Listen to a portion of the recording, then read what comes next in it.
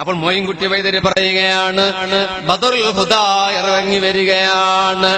ഒരു അസ്വദ്, ഒരു കറുത്ത, രണ്ട് കറുത്ത കൊടിയും ഒരു വെളുത്ത കൊടിയുമായിട്ടാണ് ഇസ്ലാമിക സേന വരുന്നത്. വെളുപ്പ് സമാധാനത്തിന്റെ പ്രതീകമാ, വെളുപ്പ് സമാധാനത്തിന്റെ പ്രതീകമാണ്, കറുപ്പ് ദുഃഖത്തിന്റെ പ്രതീകമാണ്. കാരണം ഞങ്ങൾ ആക്രമിക്കാൻ അവകാശത്തോടെ വന്നതല്ല, ധർമ്മത്തിന് വേണ്ടിയിട്ടാണ്, സത്യത്തിന് വേണ്ടിയിട്ടാണ്, നന്മയ്ക്ക് വേണ്ടിയിട്ടാണ്. അധർമ്മത്തിനെതിരെയാണ്, അസത്യത്തിനെതിരെയാണ്, തിന്മക്കെതിരെയാണ് ഈ ധർമ്മയുദ്ധം നടക്കാൻ പോകുന്നത്. രണ്ട് സേനയും മുഖാമുഖം നിൽക്കുമ്പോൾ ഞാൻ നേരത്തെ പറഞ്ഞ രണ്ട് ക്വാളിറ്റിയാണ് കാലത്തിന്റെ കാൽപ്പാടുകളിൽ രചനരചയായി സഹാബത്ത് രേഖപ്പെടുത്തിയത്. ഒന്ന് ഈമാന,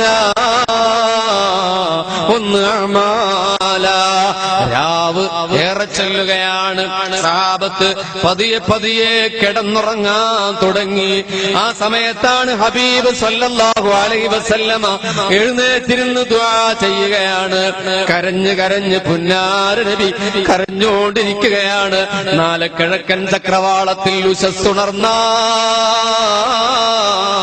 നാളെ കിഴക്കിന്റെ ഉച്ചിയിൽ അരുണാഭ കലർന്നാല്, സൂര്യൻ പ്രത്യക്ഷപ്പെട്ടാല് ബദറിന്റെ പോർക്കളം ചൂട് പിടിക്കാൻ പോവുകയാണ്. പുന്നാര നബി ഇരുന്ന് കരയുമ്പോ അബൂബക്കർ തങ്ങൾ ഇടയിൽ എപ്പോഴോ എന്ന് എഴുന്നേറ്റ് നോക്കുമ്പോ സഹാബത്ത് കിടന്നുറങ്ങുന്നതാ കണ്ടത്. പുന്നാര നബിയുടെ ദുആ കണ്ടപ്പോ സിദ്ദീഖ് തങ്ങൾ ഏറെ നേരം നോക്കിയിരുന്നു. ഹബീബിന്റെ മനോഹരമായ ഉത്തരീയമില്ലേ, ആ ഷോളത മണ്ണിൽ കിടക്കുകയാണ്. പ്രവാചകൻ സുജൂദിലാണ്. സിദ്ദീഖ് തങ്ങൾ ഓടിച്ചെന്നിട്ട് പറഞ്ഞു, യാ റസൂലല്ലാഹ് കഫാക് കഫാക്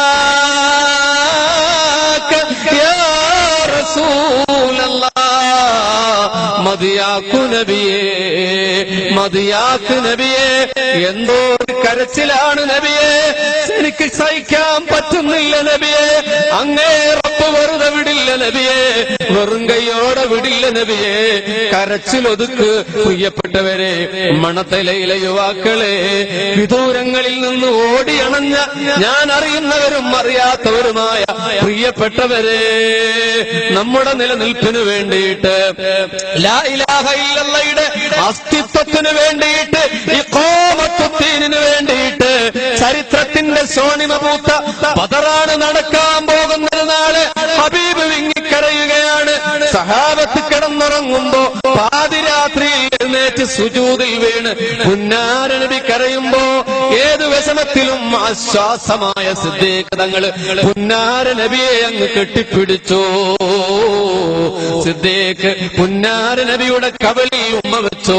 സിദ്ദീഖ് പുന്നാര നബിയുടെ ചുറുഞ്ചിപ്പഴം പോലെ കൊടുത്തു നിൽക്കുന്ന ചുണ്ടില് തന്റെ ചുണ്ട് വെച്ച് ഉരതുകയാണ്. ഹബീബിന്റെ കണ്ണുകളിൽ സിദ്ദീഖ് ചുണ്ടുവെക്കുകയാണ്. ഹബീബിന്റെ കാതിന്റെ മുകളില് സിദ്ദീഖ് ചുണ്ടുവെക്കുകയാണ്. ഹബീബിന്റെ കഴുത്തിന്റെ പുറഭാഗത്ത് സിദ്ദീഖ് കണ്ണിൽ ചുണ്ടുവെക്കുകയാണ്. പിന്നെ ഒരു വിതുമ്പലിന്റെ അകമ്പടിയോടെ പറഞ്ഞു, യാ റസൂലല്ലാഹ്, സഹിക്കാൻ കഴിയുന്നില്ല നബിയേ, ഉറങ്ങു നബിയേ, ഉറങ്ങു നബിയേ, ഉറങ്ങണം നബിയേ, പുലരാൻ ഇനി അധികം സമയമില്ല നബിയേ. അപ്പോൾ സിദ്ദീഖ് തങ്ങളോട് പുന്നാര മുത്തു പറയുന്നുണ്ട്, എന്റെ നിഴലായ സിദ്ദീഖ്, ഞാൻ എങ്ങനെ ഉറങ്ങാനാണ്? നാളെയാണ് യുദ്ധം നടക്കാൻ പോകുന്നത്. കഴിഞ്ഞുപോയ ജനപദങ്ങളുടെ നായക പ്രവാചകന്മാർ നിർണായകമായ പ്രതിസന്ധി വേളകളെ അഭിമുഖീകരിക്കേണ്ടി വന്നപ്പോ അനുയായികളോട് പറഞ്ഞു, നിങ്ങൾ എന്റെ കൂടെ നിൽക്കുമോ എന്ന്. ഉച്ചവരെ നിന്നവർ സന്ധ്യയായപ്പോ അകന്നുപോയി. രാത്രി ഉണ്ടായിരുന്നപ്പോൾ, പ്രഭാതമായപ്പോൾ അകന്നുപോയി. അങ്ങനെയാണ് ഈസാ റൂഹുല്ലാഹിയെ ഗസ്റ്റനോമ തോട്ടത്തിൽ വെച്ചിട്ട് 30 വെള്ളിക്കാശിന് വേണ്ടി യൂദാസ് ഒറ്റിക്കൊടുത്തത്. റോമൻ പടയാളികള് ഗസ്റ്റനോമ തോട്ടം വളഞ്ഞപ്പോ സഹചാരിയായ യൂദാസ് ഒറ്റിക്കൊടുത്തു 30 വെള്ളിക്ക് വേണ്ടി. പക്ഷെ അല്ലാഹു രക്ഷപ്പെടുത്തി ഈസാ റൂഹുല്ലാഹ്. അത് മറ്റൊരു ചരിതം. ഈസാ പ്രവാചകന്റെ കഥനം പറഞ്ഞിട്ട് പുന്നാര നബി പറയുന്നു, സിദ്ദീഖ് നാളെ പുലരുമ്പോ ബദർ നടക്കാല് അള്ളാന്റെ ദീനിന്റെ അവസാനത്തെ ശബ്ദമാണ് ശ്രവിക്കാൻ പോകുന്നത്. സിദ്ദീഖ് നമ്മൾ വിജയിച്ചിട്ടില്ലെങ്കിൽ പടച്ചോൻ കൈവിട്ടാൽ നഷ്ടമാണ്. സിദ്ദീഖ് പുന്നാര നബിക്ക് ആശ്വാസം നൽകിയത് ഏത് വേദനയിലും സഹായിക്കുന്ന സിദ്ദീഖ് തങ്ങളാ. ഇന്ന് ബദറിന്റെ പടക്കളം കാണുമ്പോ എന്റെ നെഞ്ചോളം ഉയരമുള്ള ആ മതിലിന്റെ ഇപ്പുറം ചെന്ന് നോക്കുമ്പോ ഞാൻ ഓർക്കുന്നു, പല തവണ പ്രിയപ്പെട്ട ആളുകളുമായി അവിടെ പോയി നിന്നപ്പോ മനസ്സിരമ്പാൻ തുടങ്ങും, ചുണ്ടുവിരുമ്പാൻ തുടങ്ങും, കണ്ണ് നിറയാൻ തുടങ്ങും, ശരീരം വിറക്കാൻ തുടങ്ങും.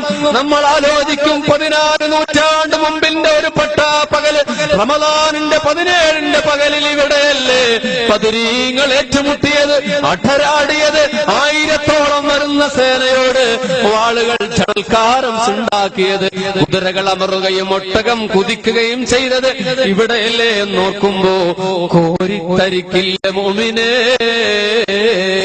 അല്ലാഹു അവിടെ കാണാൻ നമുക്കെല്ലാവർക്കും തൗഫീഖ് നൽകുമാറാകട്ടെ.